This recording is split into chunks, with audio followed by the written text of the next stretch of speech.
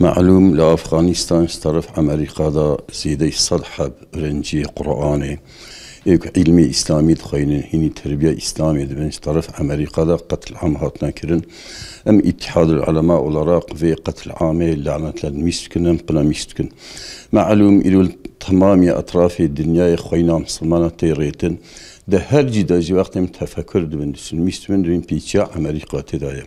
قال هل مسلمان زانبن كو أمريكا نياري إسلامي مسلمانة تخوزا كوكا مسلمانة دنيا راكا حتى إيرو هنكي دولة يقوى إسلامي جوان تيقوتن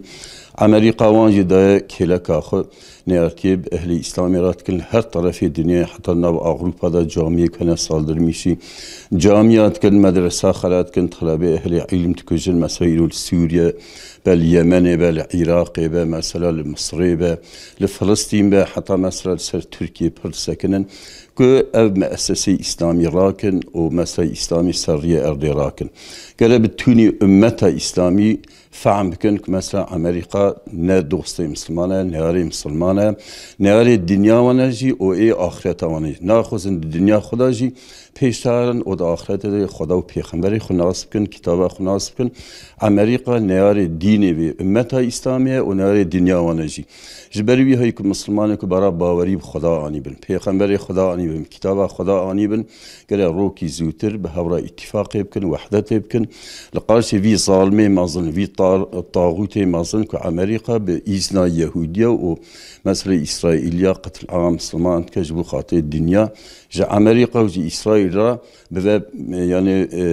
به ميدان او تاني الدنيا دا ياسميسون جبري هاي دي ساجي ام اتحاد العلماء والعراق في فعلا هاني في قتل عام هاني لعنات للميستكن قنا ميستكن وام مسلمان دعوتكن باليكيتي وبراتي والقارشي في كفر هاني كهم نياري الدنيا من هم نياري اخرتها من ام وحدته بيرلقو يكيتي اخشيكن او بأمر ربي خو وقتك برام ده أمر ربي خدا بن وحده داخل شيكن يخد على هم عزتها دنيا هم شرفها آخرتي ما بسر بلندي وبروس بيكاي بحزور أخو وهم جميل الدنيا خدا بعزته بشرف يا شميس. السلام عليكم ورحمة الله وبركاته.